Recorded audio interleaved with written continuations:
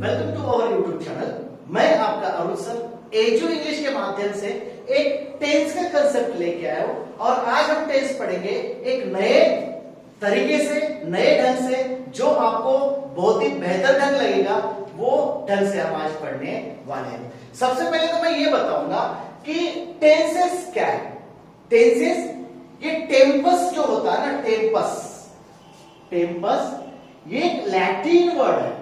इस Latin word से ये टेंसेस बना है। अभी टेम्पस यानी क्या? टेम्पस यानी टाइम। टाइम समझ में आ गया? अभी tenses it is nothing else, it is only time. और टाइम क्या बताता है? वर्ब बताता है। डिफरेंट डिफरेंट जो वर्ब के फॉर्म्स है वो हमें टाइम बताता है। और टाइम हमें तो पता है 3 टाइम होते हैं, प्रेजेंट टाइम, पास्ट टाइम और फ्यूचर टाइम। तो अभी टेंस बोलने के बाद टेंस का डेफिनेशन क्या बनाएंगे? क्या बनेगा टेंस का डेफिनेशन? टेंस का डेफिनेशन ये बनाना है कि डिफरेंट फॉर्म्स ऑफ वर्ब जो होते हैं, different forms of verb we use in the sentence to show the time of an action. मतलब एक्शन कब हुआ है, एक्शन का टाइम बताने के लिए हम लोग क्या करते हैं, इस वर्ब्स के डिफरेंट डिफरेंट फॉर्म्स को यूज करते हैं। अब देखो वर्ब से हम डिफरेंट फॉर्म्स कौन से? अभी देखो ये वर्ब का फर्स्ट फॉर्म, वर्ब का फर्स्ट फॉर्म,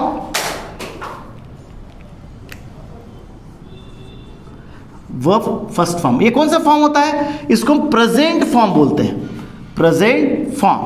अब ये जो प्रेजेंट फॉर्म्स है कितना उसमें सिंगुलर प्लूरल होता है? फॉर एग्जांपल अगर मैंने यहां पे रन लिया तो ये हो गया हमारा प्लूरल फॉर्म और इसका सेकंड जो होता है वो होता है रन्स। मतलब क्या है कि वर्ब का फर्स्ट फॉर्म जो है वो प्रेजेंट फॉर्म में होता है और प्रेजेंट फॉर्म को हम क्या करते हैं, 2 फॉर्म्स उसमें यूज करते हैं, एक सिंगुलर फॉर्म और एक प्लूरल फॉर्म। सेकंड जो फॉर्म होता है वो होता है पास्ट फॉर्म। ओके, तो पास्ट फॉर्म मतलब V2 इसको हम बोलते हैं, इसको हम V1 बोलते हैं। और जो थर्ड पार्ट होता है वो होता है V3 जिसको हम प्रेजेंट पार्टिसिपल बोलते हैं, प्रेजेंट पार्टिसिपल्स। ओके, अभी देखो सेकंड फॉर्म क्या हो गया इसका?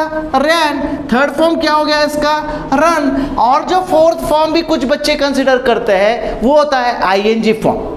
अब एक्चुअली मेन जो है ये 3 ही फॉर्म होते हैं, लेकिन हम हमारे कंफर्ट को देख के उसको हम ING फॉर्म को भी एक फॉर्म कंसिडर करते हैं। ऐसे इसी तरह से जो अलग अलग फॉर्म्स ऑफ वर्ब है हम किस में यूज करते हैं? टेंस में यूज करते हैं। क्या बताना होता है? टाइम बताना होता है। टाइम बताने के लिए हम यूज करते हैं, उसको हम बोलते हैं टेंसेस। समझ में आ गया? टेंस यानी क्या? टेंस यानी टाइम होता है, बराबर है। और उस टाइम को बताने के लिए हम अलग अलग फॉर्म्स ऑफ वर्ब जो है, अलग अलग फॉर्म्स ऑफ वर्ब यूज करते हैं। अब ये अलग अलग फॉर्म्स ऑफ वर्ब यूज कैसा करते हैं मैंने आपको बताया है। वर्ब में कुछ क्लू वर्ड्स मैंने दिया है, कुछ कीवर्ड्स मैंने दिया है। उस कीवर्ड्स को देख के आपका 50% कंसेप्ट क्लियर हो जाएगा। फिर भी मैं यहाँ पे अलग से एक्सप्लेन करता हूं। देखो 3 जो है, 3 मेन टेंस होते हैं, बराबर है। 3 टेंस मेन होते हैं। एक होता है सिंपल प्रेजेंट टेंस, दूसरा होता है पास्ट टेंस और तीसरा होता है फ्यूचर टेंस। अब ये प्रेजेंट टेंस क्या करता है? कोई भी घटना जो है प्रेजेंट में हुआ है, प्रेजेंट बोले तो अभी मैं क्या कर रहा हूं, मैं टीचिंग कर रहा हूं। अभी आप क्या कर रहे हो? पढ़ रहे हो। ये प्रेजेंट में हो रहा है। मैं जब टीचिंग कर रहा हूं ये प्रेजेंट में हो रहा है। अगर ये प्रेजेंट टाइम बताना है तो मुझे प्रेजेंट टेंस का यूज करना पड़ेगा। अभी एक एक्शन जो है जो पास्ट में हुआ है, पास्ट में कल हो सकता है, कल के बिफोर कभी भी हो सकता है, या इस घड़ी के बिफोर कभी भी हो सकता है, उसको हम बोलते हैं जो बीत गया वो पास्ट टेंस हो गया। फिर ये पास्ट टेंस जो है ना, पास्ट टेंस पास्ट टाइम में यूज करते हैं। अभी फ्यूचर टेंस कब यूज करते हैं? जो फ्यूचर में आने वाला टाइम है, कल क्या होगा, कल के बाद क्या होगा, ये हमें अगर बताना है तो हम फ्यूचर टेंस यूज करते हैं। अभी देखो इच टेंस के अलग अलग जो है ना सब काइंड्स है। वो कौन सा है? अगर प्रेजेंट को मैं लूं, अगर मैं प्रेजेंट को लूं तो प्रेजेंट के 4 कौन से काइंड सब काइंड्स पढ़ते हैं? सबसे पहले simple present tense, simple present tense, इसको हम क्या बोलते हैं? प्रेजेंट इंडेफिनिट टेंस बोलते हैं। प्रेजेंट इंडेफिनिट को सिमिलर वर्ड है सिंपल प्रेजेंट टेंस और प्रेजेंट इंडेफिनिट टेंस भी आप बोल सकते हो। Number B, present continuous tense, present continuous tense, इसको बोलते हैं progressive tense, present progressive tense भी बोलते हैं। और सी जो है ये है present perfect tense.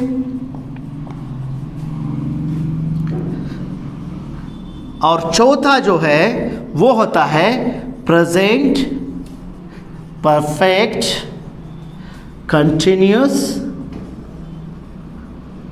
Tense.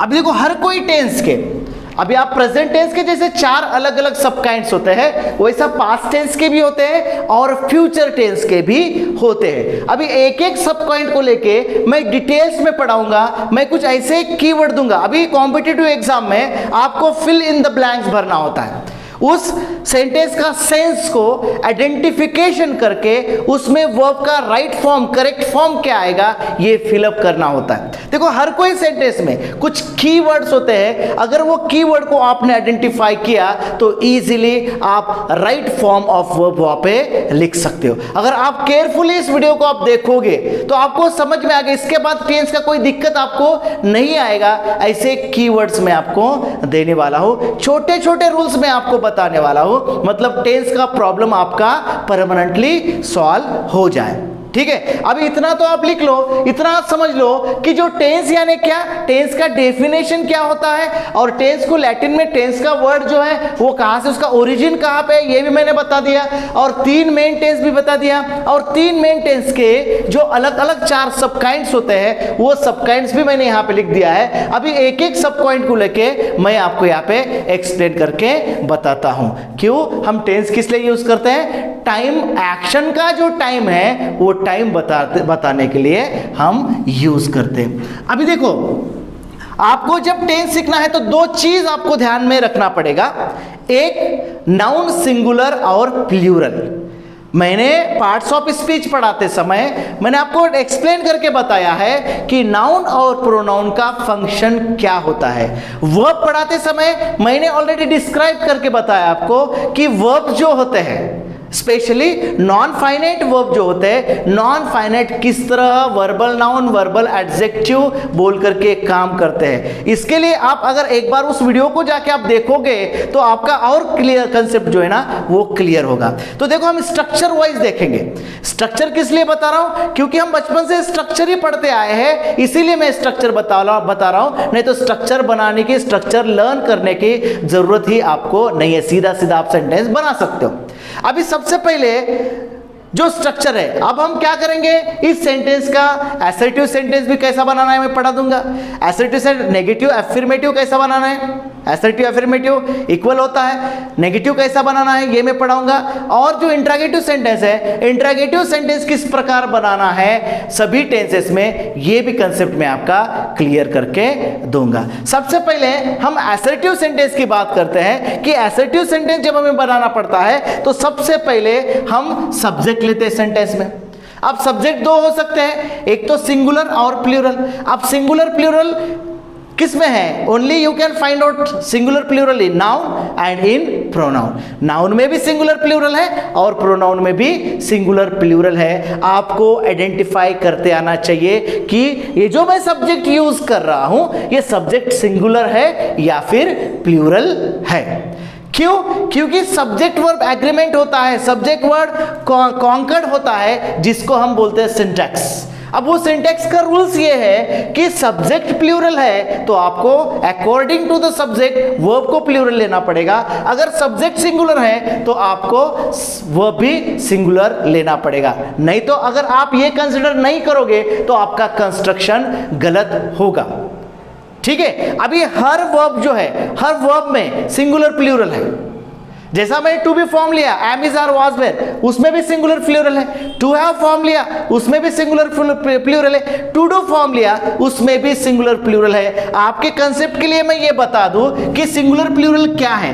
M जो है ये सिंगुलर या प्लूरल है, ये सिंगुलर है, स्पेशल हम आई के लिए यूज करते हैं। इज सिंगुलर है, वाज सिंगुलर है, हैज सिंगुलर है। अब प्लूरल क्या है, आर प्लूरल है, हैव प्लूरल है, वर प्लूरल है, और उसके बाद में वर्ब, प्लेन वर्ब ये प्लूरल है, और वर्ब के साथ ईएस यस अगर लगा दिए तो ये सिंगुलर है। मतलब हमारे पास जैसा नाउन का सिंगुलर प्लूरल है वैसे वर्ब के भी सिंगुलर प्लूरल है। ये पक्का आप पहले ध्यान में बिठा लो कि सिंगुलर क्या है और प्लूरल क्या है। ये सिंगुलर प्लूरल क्यों ध्यान में रखना है, क्योंकि हमें सेंटेंस में यूज करना है उस सिंगुलर प्लूरल को।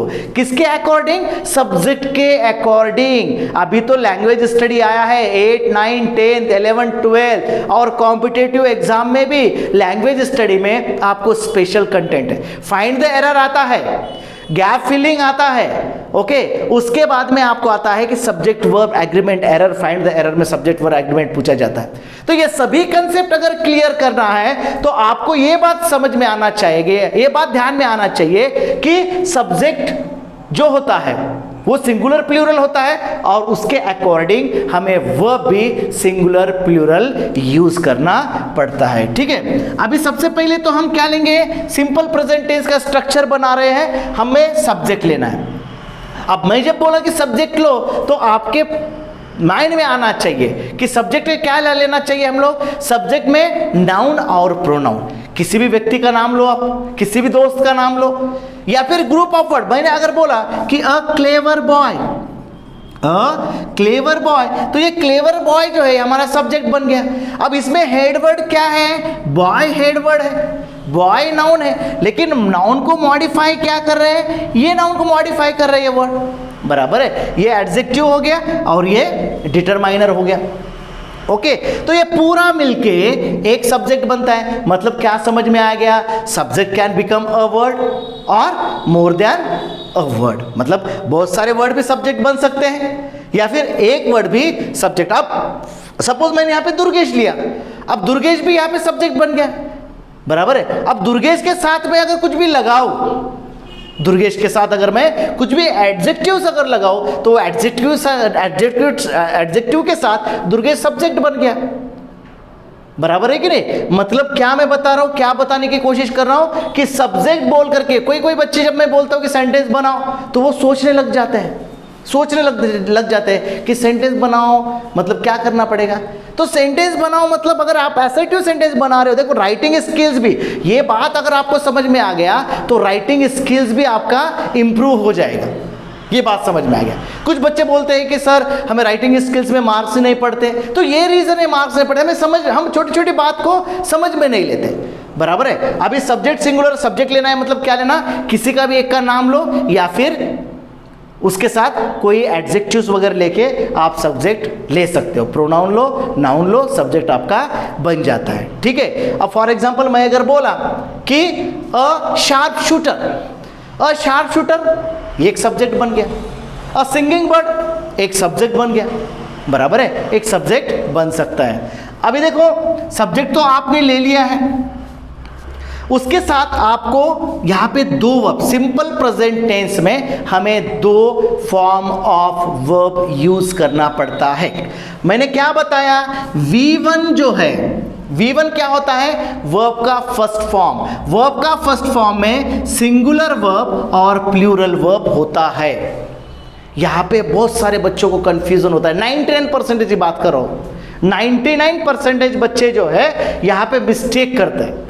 क्यों मिस्टेक करते हैं, यहाँ पे थोड़ा कंफ्यूज होने जैसा है। क्यों कंफ्यूज होने जैसा है, क्योंकि हमने बचपन में या फिर कभी पढ़ा है कि नाउन जो है कॉमन नाउन का हम सिंगुलर प्लूरल करते हैं, बराबर है। अगर नाउन जो होता है, फॉर एग्जाम्पल मैंने यहाँ पे बॉय लिया, अभी मुझे बताओ ये बॉय जो है ये सिंगुलर है या प्लूरल है, बराबर है सिंगुलर है, मतलब रूट फॉर्म जो होता है नाउन का वो होता है सिंगुलर। उसको मुझे प्लूरल बनाने के लिए क्या करना पड़ता है, यस ईएस आईईएस लगाना पड़ता है।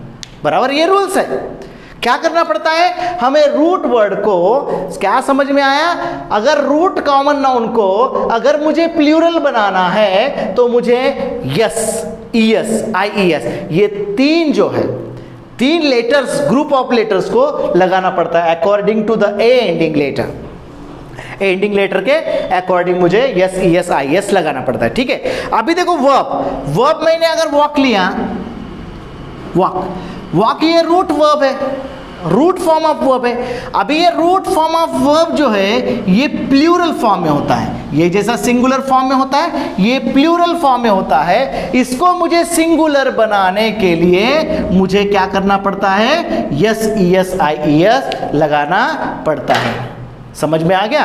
तो ये क्रॉस कनेक्शन है, इसलिए हम हमेशा कंफ्यूज होते हैं, इसीलिए हम हमेशा कंफ्यूज होते हैं, क्योंकि नाउन को सिंगुलर प्लूरल बनाने के लिए यस लगाना पड़ता है और वर्ब को सिंगुलर बनाने के लिए यस लगाना पड़ता है। ये बात समझ लो, समझ में आ गया? अगर किसी नाउन को यस लगा के है, बॉयज अगर मैंने लिया बॉयज, अभी बॉयज तो प्लूरल है तो इसका वर्ब क्या आएगा, बॉयज रन। अगर मैंने यहां पे बॉय लिया, बॉय, ये बॉय तो सिंगुलर है, फिर यहां पे मुझे यस लगाना पड़ेगा। ये लॉजिक आपको यहां पे ध्यान में रखना है, सिंगुलर प्लूरल का लॉजिक। अब सब्जेक्ट आपने लिया वर्ब का, वर्ब और वर्ब प्लस यस आईईएस और ईएस, ऐसा आपको लिखना पड़ेगा। मतलब अगर सब्जेक्ट सिंगुलर है तो आपको क्या करना पड़ेगा, ये लिखना पड़ेगा। अगर वर्ब सब्जेक्ट प्लूरल है तो आपको ये लिखना पड़ेगा, सिंगुलर प्लूरल। ठीक है, वर्ब का फर्स्ट फॉर्म। उसके बाद में देखो subject plus verb plus object आ सकता है, कॉम्प्लीमेंट आ सकता है। देखो एलिमेंट्स मैं बताता हूं, सेंटेंस के कितने एलिमेंट्स होते हैं, सेंटेंस के 5 एलिमेंट्स होते हैं। एक सब्जेक्ट, दूसरा वर्ब, तीसरा ऑब्जेक्ट, चौथा कॉम्प्लीमेंट, पांचवा जो है एडवर्बियल। अभी मैं आपको 3 ऑप्शन बताया, यहां पे ऑब्जेक्ट भी आ सकता है, यहां पे कॉम्प्लीमेंट भी आ सकता है, यहां पे एडवर्बियल भी आ सकता है। लेकिन मैं यहां पे ऑब्जेक्ट क्यों लिया कि कंपलसरी नहीं है, कंपलसरी नहीं है कि ऑब्जेक्ट ही आ जाए। मतलब यहां पे ओ हो सकता है, सी हो सकता है और ए हो सकता है। बराबर है?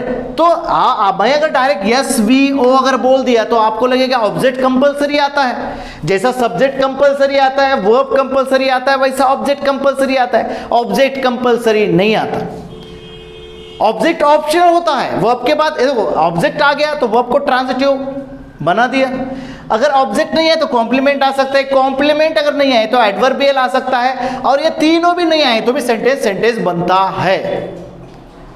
सेंटेंस बनता नहीं। ऐसा जरूरी नहीं है कि ऑब्जेक्ट ही आना चाहिए, ऐसा जरूरी नहीं कि कॉम्प्लीमेंट ही आना चाहिए, ऐसा जरूरी नहीं कि एडवर्बियल आना चाहिए। पहले माइंड में छोटी छोटी बात पक्का बिठा लो, नहीं तो हम कोई अगर स्ट्रक्चर बताओ तो सीधा बोलते हैं सब्जेक्ट वर्ब ऑब्जेक्ट। अब सब्जेक्ट वर्ब ऑब्जेक्ट सुनने के बाद किसी को भी लगेगा ऑब्जेक्ट इज कंपलसरी आना ही है, लेकिन वैसा कोई कंपलसरी बात नहीं है। ऑब्जेक्ट आ सकता है और नहीं भी आ सकता।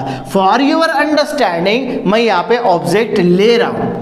क्यों ऑब्जेक्ट ले रहा हूं? Object is one of the element of the sentence. ये क्या है? वन ऑफ द एलिमेंट्स है सेंटेंस के, इसलिए मैं यहाँ पे ऑब्जेक्ट ले रहा हूं। अब स्ट्रक्चर क्या बन गया है सिंपल प्रेजेंट टेंस का? Subject plus V1 plus object होता है या नहीं होता है? मैं कुछ एग्जांपल्स दूंगा, उस एग्जांपल्स पे से आपको समझ में आ जाएगी कि एक्चुअली क्या है।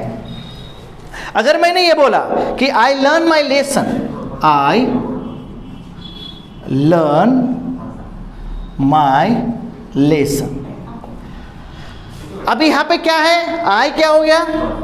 सब्जेक्ट हो गया। कौन सा सब्जेक्ट है? सिंगुलर या प्लूरल है? यस, इसको हम सिंगुलर मानते हैं या प्लूरल मानते हैं?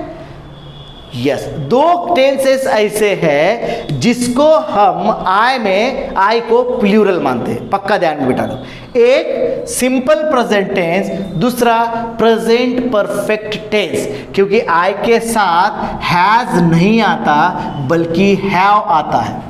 मतलब 12 टेंस में से 2 टेंस ऐसे हैं जिसमें हम आई को प्लूरल कंसिडर करते हैं। मतलब आई को हमने प्लूरल कंसिडर किया तो यहां पे लर्न आ गया।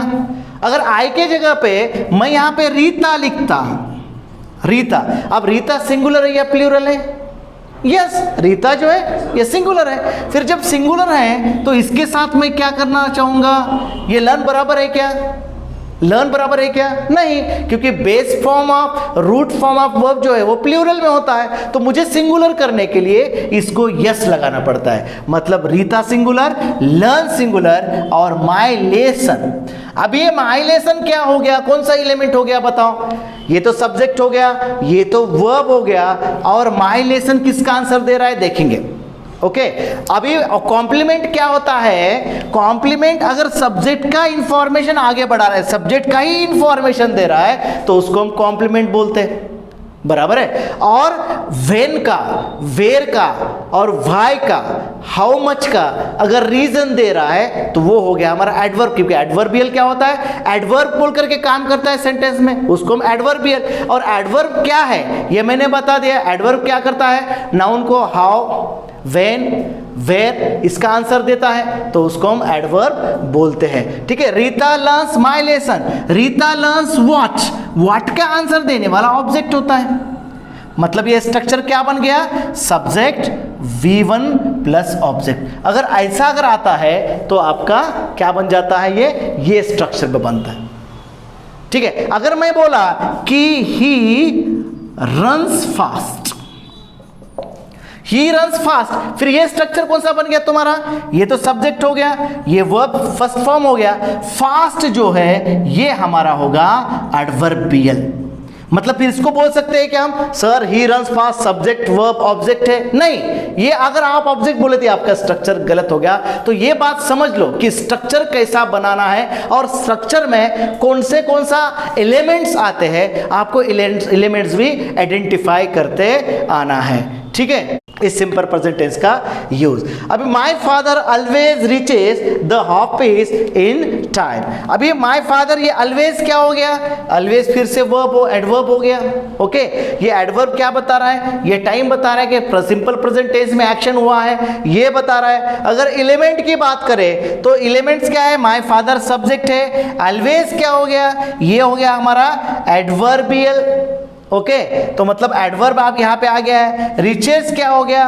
वर्ब। और the office in time, where का आंसर दे रहा है, प्लेस बता रहा है, तो ये हमारा हो गया एडवर्बियल। इन टाइम भी हो गया हमारा एडवर्बियल। इसी तरह से हम सेंटेंस के अलग अलग एलिमेंट्स जो है, एलिमेंट्स को आइडेंटिफाई कर सकते हैं। अगर फिल इन द ब्लैंक्स अगर आ गया, उसमें अगर फिल इन द ब्लैंक्स के उस सेंटेंस में अगर ये कीवर्ड आपको दिखते हैं तो समझ लेना है कि ये जो सेंटेंस है हमें सिंपल प्रेजेंट टेंस में लिखना है, मतलब वर्ब का फर्स्ट फॉर्म लिखना है। लेकिन ये ध्यान में रखना है कि वर्ब का सिंगुलर एंड प्लूरल फॉर्म हम only and only simple present tense में ही यूज करते हैं, अदर कोई टेंस में यूज नहीं करते। मतलब क्या? जब हम बड़े बड़े लिखते हैं फॉर्म्स ऑफ वर्ब, पक्का मायने बिठा लो कि फर्स्ट फॉर्म्स ऑफ वर्ब जिसमें सिंगुलर प्लूरल होता है वो सिंपल प्रेजेंट टेंस में ही यूज करते हैं, अदरवाइज किधर भी यूज नहीं कर सकते।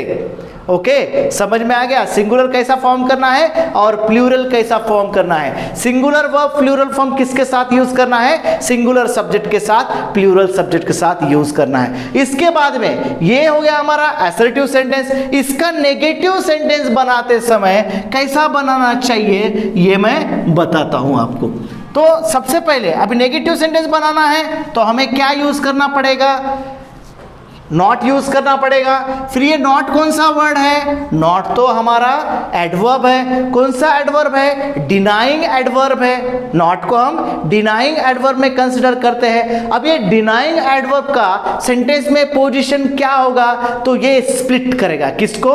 जो हेल्पिंग वर्ब है और मेन वर्ब है उसको स्प्लिट करके अंदर इंसर्ट हो जाएगा। हमें इंसर्ट उसको करना है। फिर स्ट्रक्चर कैसा बनता है? देखो, सबसे पहले तो सेंटेंस में हम सब्जेक्ट लेते हैं, उसके बाद में सिंपल प्रेजेंट टेंस में हेल्पिंग वर्ब नहीं है, हेल्पिंग वर्ब नहीं है। नहीं है मतलब नहीं, बिल्कुल नहीं है क्या? नहीं, तो ये अंडरस्टूड होता है, लेकिन नेगेटिव में हमें लेना पड़ता है। जब असर्टिव सेंटेंस में अंडरस्टूड होता है, अंडरस्टूड होना यानी क्या करना, मैं आपको ये भी यूज कर सकता हूं, I do teach English, teach English. अब ये सेंटेंस हो गया, मैं यहाँ पे डू यूज कर सकता हूं, लेकिन मैं डू यूज करने के बाद मैं इम्फेटिक बता रहा हूं, मैं आई डू टीच इंग्लिश, मैं इंग्लिश ही पढ़ाता हूं। इम्फेटिक करने के लिए हम सेंटेंस में क्या यूज करते हैं? हेल्पिंग वर्ब यूज करते हैं, लेकिन जरूरी नहीं है, क्योंकि हर सेंटेंस को हम इम्फेटिक नहीं बोलते हैं। कुछ ही सेंटेंस को जिसको एम्फेटिक के लिए बोलना है उसको हम एम्फेटिक कर सकते हैं, लेकिन हर सेंटेंस को करते हैं क्या?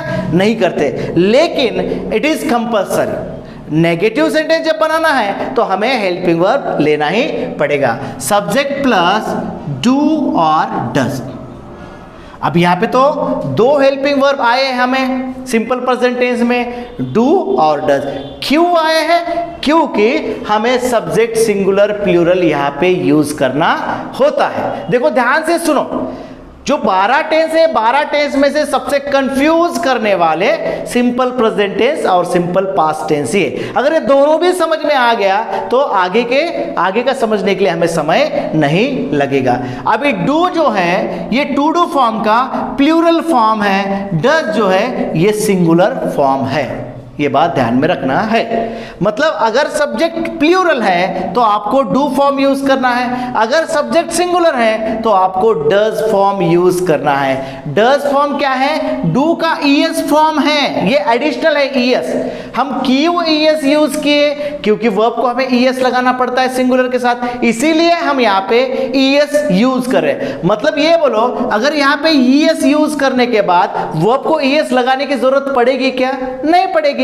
अगर वर्ब को ईएस यस लगा के है फाइंड द एरर में, डज अगर आया है तो आपको ईएस निकाल देना पड़ेगा। अगर आप डज के साथ ES form, S form of verb use कर रहे हैं तो उस सेंटेंस में एरर आ गया, सेंटेंस गलत हो गया। तो देखो डू डज, अभी यहां पे लिखना है वर्ब फर्स्ट फॉर्म, और मैंने आपको क्या बोला कि हमें पोजीशन देना है, किसको? नॉट को। कहां पे पोजीशन देना है? इन दोनों के बीच में। मतलब इसको मैंने क्या किया? स्प्लिट कर दिया और नॉट को इंसर्ट कर दिया। वर्ब का फर्स्ट फॉर्म यानी यहां पे प्योर फर्स्ट फॉर्म आएगा। प्योर फर्स्ट फॉर्म यानी नो ईएस फॉर्म और कुछ भी नहीं, pure first time, plus object और कॉम्प्लीमेंट और एडवर्बियल जो भी हो सकता है। आपके बेटर अंडरस्टैंडिंग के लिए मैंने ऑब्जेक्ट बार बार हम सुने हैं, इसलिए मैं यहाँ पे ऑब्जेक्ट लिया। ठीक है, अब एक सेंटेंस में लेता हूं। अब ये सेंटेंस ऐसा लिया कि the clever manager, the clever manager. अब मैनेजर सिंगुलर है या प्लूरल है? सिंगुलर या प्लूरल है? मैनेजर तो एक ही है ना, सिंगुलर है, तो यहां पे क्या आएगा?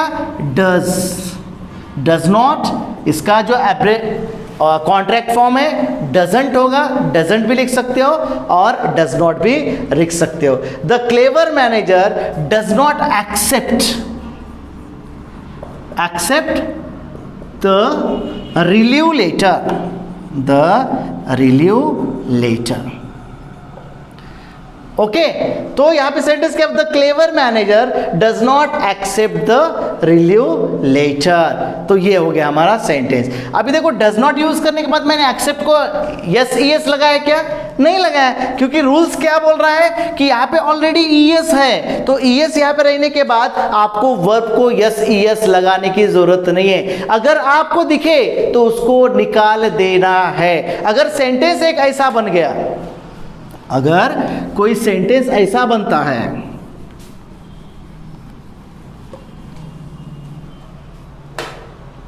She always compose beautiful, she always composes the beautiful poems. Okay,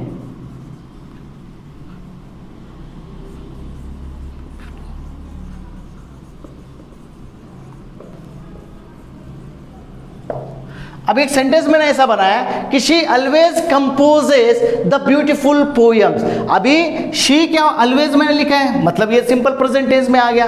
अब शी है इसीलिए मैंने यस लगा दिया। अभी इसको अगर मुझे नेगेटिव बनाना है तो मुझे क्या बनाना पड़ेगा, she does not, okay, always